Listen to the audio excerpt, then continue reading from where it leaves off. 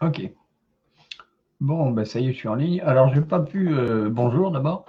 J'ai pas pu utiliser OBS Studio.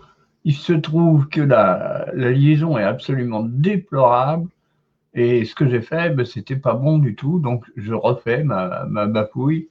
Ça sera moins spontané, mais je le refais quand même.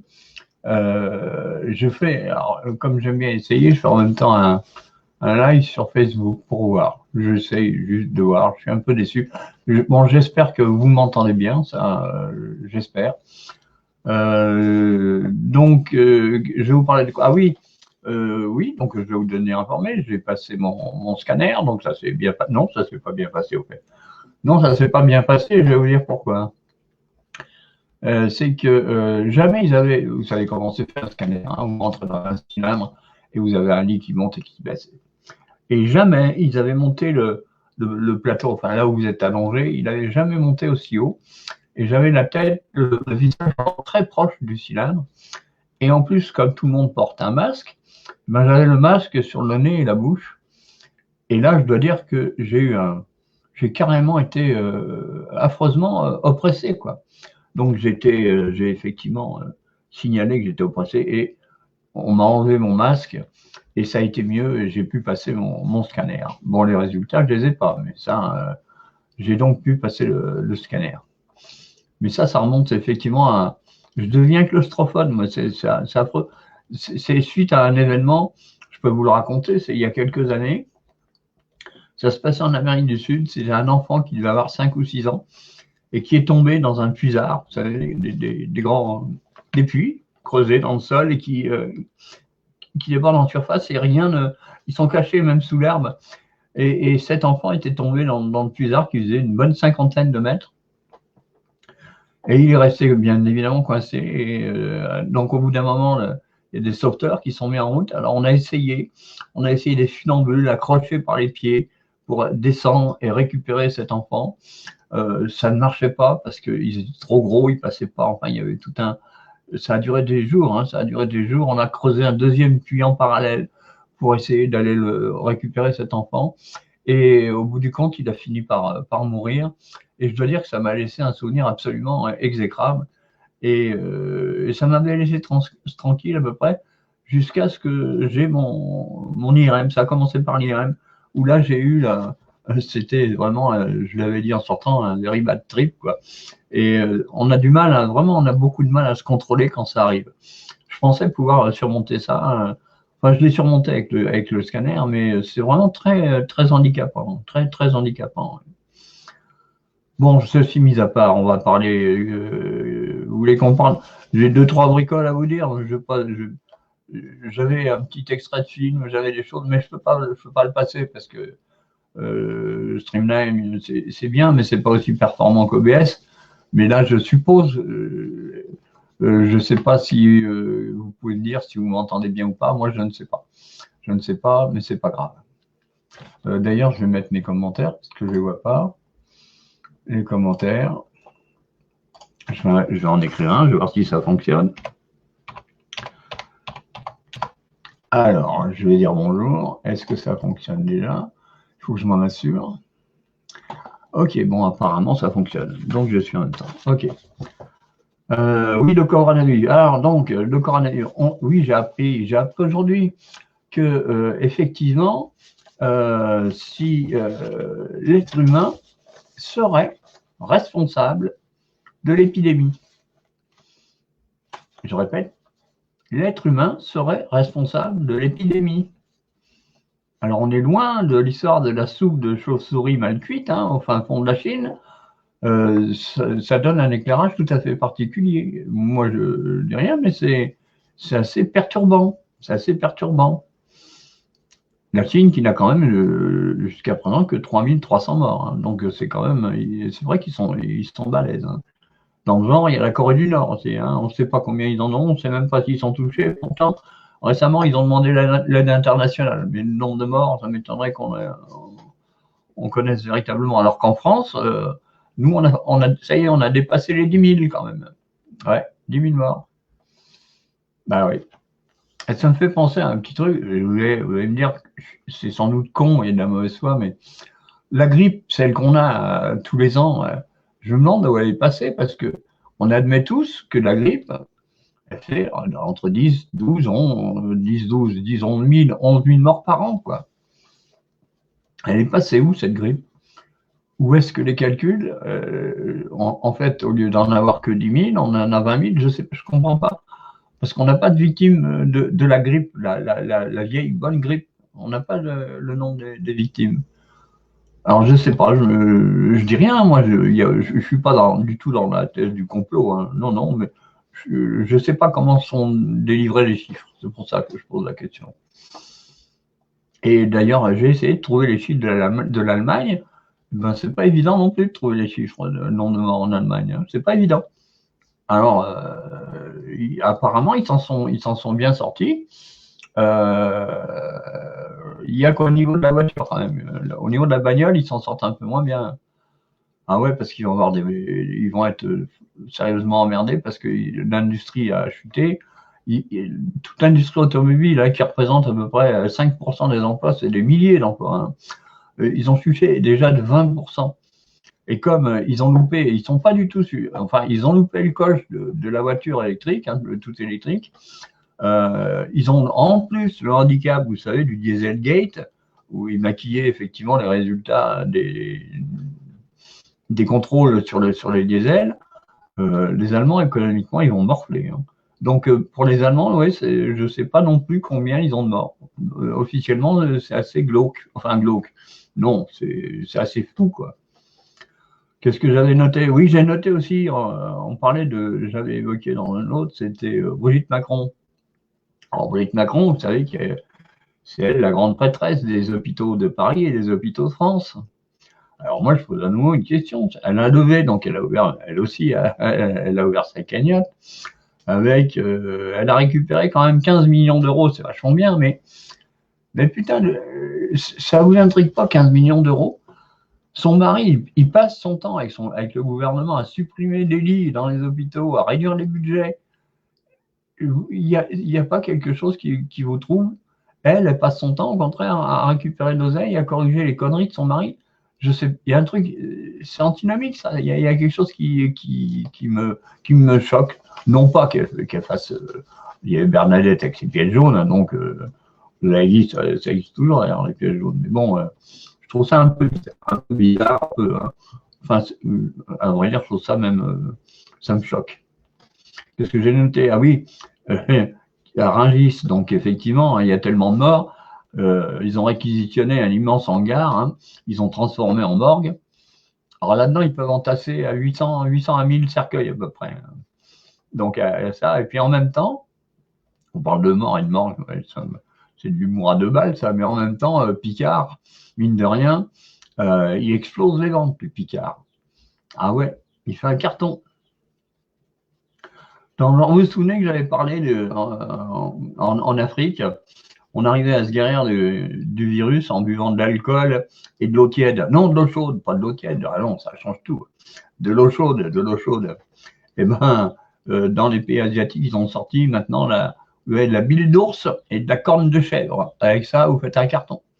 Ah ouais, alors, vous appliquez ça et normalement, vous devriez avoir quand même toutes les organisations de défense animale qui vous tombent sur le poil, quoi. Ah oui, une belle connerie aussi. Oui, il est marrant, le mec. Je sais plus comment il s'appelle. Je regarde dans mes petites fiches. Comment est-ce qu'il s'appelle? Oh, je vais vous retrouver ça. Je n'ai même pas un nom parce qu'il est imprononçable, son nom. C'est le ministre de la Santé néo-zélandais. Alors lui, il dit enfermez-vous chez vous, enfermez-vous, tout le monde est aux abris, tout le monde est confiné, hein. Et lui, comme un con, il se barre à la plage avec ses enfants. Mais là où il est con, c'est ce qu'il se fait gauler. Il a confinez-vous, et il se barre à la plage avec ses enfants. Putain, ils sont bizarres, les mecs, surtout les politiques, hein, surtout les politiques. En parlant de politique, aux Philippines, 12 millions d'habitants, hein, aux Philippines. Alors moi, je ne sais pas, je l'ai lu, je n'invente pas, hein, ce que je dis, hein. Le président, hein, Rodrigo Duterte, il rigole pas, Rodrigo, hein. Tenez-vous bien, il ordonne de tuer ceux qui ne respectent pas le confinement. Ils vont pas avec le dos de la cuillère. Hein. Tuez-les, les gars. Hein. Tuez-les. Hein. Aux Philippines. Voilà. Alors, vous allez en Thaïlande. Ils sont bien équipés aussi en Thaïlande. Ils ont un roi. Hein. Alors, je vous donnerai pas le nom parce que c'est encore. J'ai même pas pu l'écrire tellement il y avait de consonnes là-dedans. Donc, je pourrais pas le prononcer. En Thaïlande, le roi, alors, donc c'est Rama X, Rama 10 plutôt, hein, puisque ça a commencé, c'est le 10e, hein, parce que là, il est revenu en Thaïlande pour fêter pour commémorer le Rama 1. Hein. Mais avant, quand même, alors faut vous dire que ce roi Rama 10, c'est le genre, son caniche, il l'a nommé maréchal quand même. C'est pas se foutre de la gueule du peuple, ça. Hein. Et alors, lui aussi, il a dit confinez où? Et lui, il s'est tiré dans un hôtel de grand luxe avec une vingtaine de ses concubines. Hein, c'est un pognon dingue, hein, parce qu'il circule avec un Boeing fantastique. Et dans cet hôtel, alors, les femmes sont plus ou moins shootées. Quoi. Et il a aménagé une pièce sobrement appelée, hein, ça s'appelle la salle des plaisirs. Eh oui, en Thaïlande, ils se refusent de rien, les gars. Hein. Ah ouais. Qu'est-ce que j'ai vu aussi ah oui, le fondateur de Twitter, un des fondateurs, le fondateur de Twitter, il fait quand même un don de 1 milliard de dollars. Alors, je ne sais pas si vous voyez, mais ça vaut beaucoup, hein, 1 milliard de dollars. Le mec, il ne fait pas le voyage pour rien. Hein. Et vous savez que Twitter, pendant des années, parce que ça existe depuis quand même pas mal de temps, pendant des années, ils n'ont pas gagné un sou, hein, Twitter. Hein. Ils ne gagnaient pas d'argent, au contraire, ils en perdaient. Et il n'y a que depuis peu, et d'ailleurs, vous allez voir à quelle vitesse ils engrangent le pognon. Hein. Parce que pour pouvoir donner comme ça, donner 1 milliard, faut que maintenant, effectivement, je ne dis pas qu'ils ne méritent pas, hein, mais c'est pas rien, faut les sortir, le milliard. Qu'est-ce que j'avais aussi? J'ai pas tellement travaillé, mais j'ai fait les essais, je suis très déçu par les essais que j'ai faits. Ouais. Alors, il faut s'attendre aussi, parce que c'est vrai, hein, la Chine nous fout dans la merde avec son virus, mais maintenant, c'est eux qui approvisionnent quasiment le monde entier, avec les masques, avec les produits pharmaceutiques et tout. Il va y avoir une vague de milliardaires en Chine, ça va être assez impressionnant quand même. Hein. Ah ouais, ça va être impressionnant, les milliardaires chinois. Bon, je vous ai parlé des Philippines, et tout ça, j'en ai parlé. Ah oui, il y a un truc, je l'avais évoqué, les violences conjugales. Et si vous vous rendez compte, ça a été multiplié par 5. Et des violences aussi contre les enfants. Alors, j'avais donné, alors il y a des numéros de téléphone, mais je ne vais pas les donner. Et j'aurais pu faire une image que j'affiche, mais ça aurait été un petit peu prétentieux, parce que je vais avoir combien de vues? 10 vues, 20 vues? Alors, ça serait un peu... Ah oui, il y a un truc qui m'a flatté, beaucoup flatté. Le directeur ou le président de l'ONU m'a écrit. Ouais, il m'a écrit, j'ai reçu un mail, alors peut-être que vous l'avez reçu, mais moi, il m'a envoyé un email pour que, je ne sais pas s'il veut que je co-signe, pour un cessez-le-feu international. Donc ça, je l'avais évoqué dans une de mes premières vidéos. Effectivement, il veut que tout le monde cesse le feu, que tout le monde soit en bonne santé. J'avais dit, effectivement, se faire la guerre, mais au moins le faire en forme. Et il y a l'ami Darmanin aussi. Il s'est réveillé un matin en disant il n'y aura pas d'augmentation d'impôts après la pandémie. Alors, je voudrais qu'il s'en souvienne, hein, parce que nous, on va s'en souvenir quand même. Mais il est capable de tout. Hein. Il n'y aura pas d'augmentation d'impôts après la pandémie. Ah oui, j'ai noté, la police ne chôme pas hein, quand même. Hein. 568 000 amendes ont été collées. Vous avez qu'à voir, ça fait un beau budget quand même. 568 000.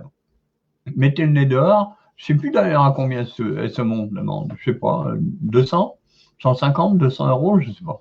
Je ne sors pas. La dernière fois que je suis sorti, c'était hier. C'était en ambulance. Alors, ils n'arrêtent pas les ambulances. Hein. Voilà. Ah oui, un truc pas mal. Le directeur de l'ARS, vous savez, l'agence régionale de santé, il s'est fait foutre dehors. Vous savez pourquoi? Je vais vous dire. C'est dans l'IB, hein, il racontait l'interview et tout ça. Et l'IB, il pose une question par rapport au. Alors, il s'appelle Christophe Lannelongue. Hein, Christophe Lannelongue. Donc, il parlait avec Tibet, etc. Et il y avait un plan de restructuration du CHRU de Nancy.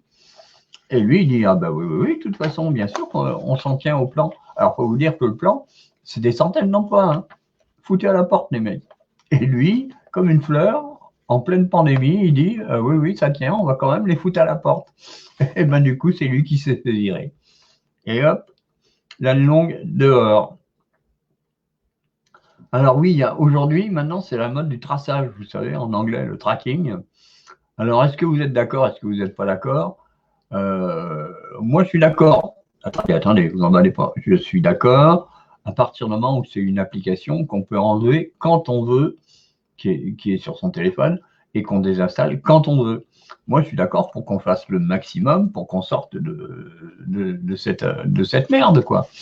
Mais c'est la condition. Il faut effectivement que après on désinstalle, hein, comme on désinstalle Spotify, comme on désinstalle n'importe quoi. Enfin, je veux dire, ça c'est pas un problème en soi, quoi. Maintenant, effectivement, il reste le problème des libertés individuelles, mais encore une fois, à partir du moment où on peut l'annuler, moi personnellement, je n'y vois pas vraiment d'inconvénient, quoi. Donc voilà, je suis passé partout pour aujourd'hui. Ah si, non, il y a un petit truc qui m'arrête. J'ai vu, je regardais un reportage, et lors des cérémonies, lorsqu'on enterre son mort, on va au crématorium, etc. La famille, je crois que le nombre de membres de la famille sont limités dans la pièce où il y a le cercueil. Ils sont limités, je crois, à 6, 7 ou 8, enfin je sais plus. Et le cercueil, il est scellé, il est fermé, quoi. Alors ça, effectivement, le mort reste contagieux, mais c'est vachement intriguant parce que le mort, il tousse pas, il bouge pas, il n'est pas prêt de remuer et de sortir de la boîte, quoi. Donc pourquoi est-ce que la famille peut pas une dernière fois regarder son mort, partir tranquille? Ça me manque pas de m'intriguer, je trouve ça. Il n'y a pas de quoi non plus se rouler dans la farine, mais ça m'intrigue un peu. Voilà, donc pour aujourd'hui, je crois que j'ai fait le tour, hein. Je vous dis, je n'ai pas tellement travaillé. Si, il y a encore oui, des maires, hein, qui gueulent parce que ils voient y arriver des vacanciers. Par exemple, en Haute-Savoie, ils viennent faire du ski, hein. Ils voient les mecs qui sont confinés. Non, non, non, non, on n'est pas confinés. Nous, on débarque, on vient en vacances, on vient faire du ski. Alors les maires, ils gueulent parce que mais le français est con, il faut bien le dire, hein. Le français est con, quoi. Voilà. Donc j'ai parlé effectivement de Darmanin. Et puis voilà, et puis il faut constater en définitive que la France, elle tourne grâce aux invisibles, vous savez, aux petits, à ceux qui n'ont rien. Eh ben oui, ben c'est ceux qui sont les plus décriés. Vous savez, c'est les gilets jaunes en quelque sorte, enfin, puisque ça a été, mais c'est les petits gens qui font tourner la France. C'est pas les oligarques, hein, qui font non. C'est les plus petits, c'est les camionneurs, c'est les éboueurs, c'est effectivement les aides-soignantes, les infirmières. C'est eux qui tiennent la France à bout de bras. Enfin bon, ben, je crois que c'est tout pour aujourd'hui. Je vous ai pas préparé de petites sucreries musicales parce que j'ai pas eu le temps. Et je vous dis à une prochaine fois. J'ai tenu combien? 18, 46, presque 19 minutes. J'ai 5 spectateurs, ben je les remercie. Et je vous dis OK, à une prochaine fois.